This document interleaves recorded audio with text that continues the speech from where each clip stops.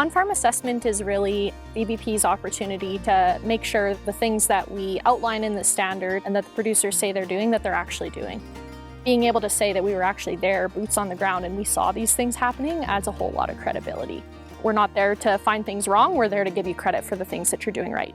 For me, it's like a tour of a place. I get to learn that place's story and learn some things to take home to my own farm.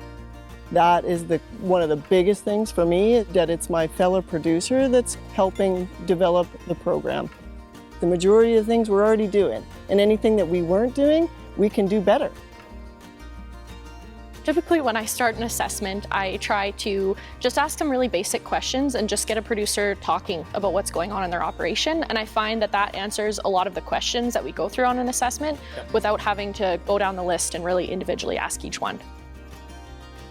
We'll start by just kind of going over an overview of the operation, kind of get a sense of what a year looks like for you. At calving, what would you do for a typical calf?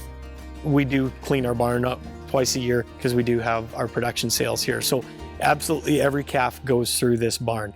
Every calf will get weighed, every calf will get tattooed and tagged before they go out.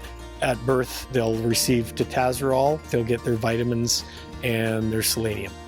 As we progress through the year, typically about mid-March is... The other question I typically ask when we hit this area is if you guys use single-use syringes for treating or multi-dose or just those for vaccines. Typically, we're single-use on the treatment on calves and that.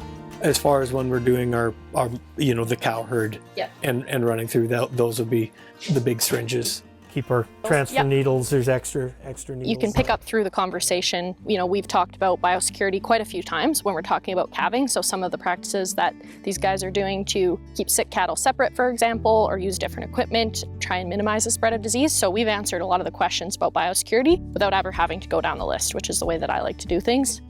When we actually sort of get to the record-keeping side of things, we often finish up at the house and kind of finish up any last details, and that's usually where people keep their records, and we finish off those questions. It has our emergency contact, and then it has our vaccine protocol.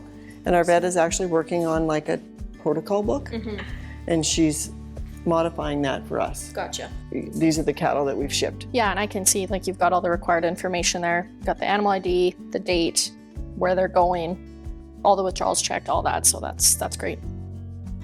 For me, this today was absolutely a typical on-farm assessment. It should feel conversational, it should feel like a tour, not a test. Redesigning ours right now too. That's absolutely what we strive for, is to make the process almost enjoyable or comfortable for producers.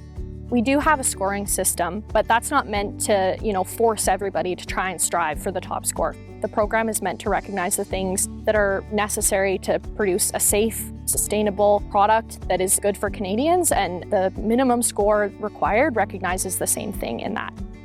When you go through the training, it really does set a really good standard of what they're looking for. It's common sense questions and common sense management. Not everything is going to fit into the cookie cutter mold. If it happens that you're not meeting the minimum score requirements in any one of those areas, what we do is we let the producer know, this is an area where we're not meeting the requirement, this is where there might be a gap, and the producer can figure out how they want to solve that in the way that makes sense for them. Whatever works best for you is what we strive for.